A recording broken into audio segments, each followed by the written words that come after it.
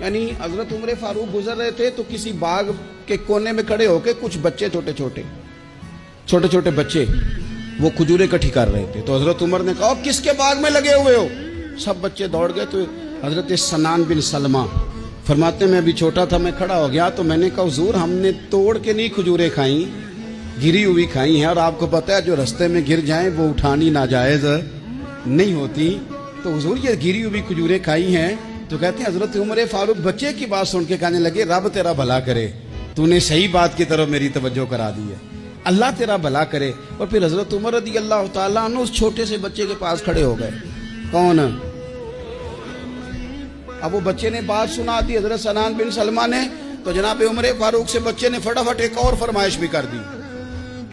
کہنے لگا حضور میں نے کھجوریں زیادہ جمع کر لی ہیں, وہ میرے دوست سارے بھاگ گئے ہیں آپ کو دیکھ کے, اب میں جب جاؤں گا نا تو کھجوریں میرے حصے کی ہیں, ہوں میں غریب بچہ, ماڑے گھر سے تعلق ہے, وہ میری کھجوریں چھین لیں گے.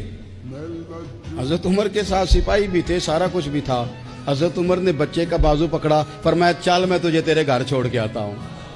حضرت عمر اس غریب کے دروازے پہ دستک دے کے کہا تیرا پتر تھا, پکڑ کے اس لیے لایا ہوں کوئی امیر زادہ اس غریب کے بچے کو تنگ نہ کر سکے, اللہ کوئی ایک بھیجنا حضرت فاروق اعظم کا ماننے والا جو غریب کے بچے کا بازو تھامے اور اسے کہے کہ کوئی امیر زادہ اس پر ظلم نہیں کرے گا, کوئی اسے تھپڑ نہیں مارے گا, کوئی اس کے حصے کے نمبر نہیں لے گا, کوئی اس کی جگہ رشوت دے کے نوکری پہ نہیں بیٹھ جائے گا, کوئی اس کی جگہ پیسے دے کے آگے نہیں بڑھ جائے گا, کوئی آئے نا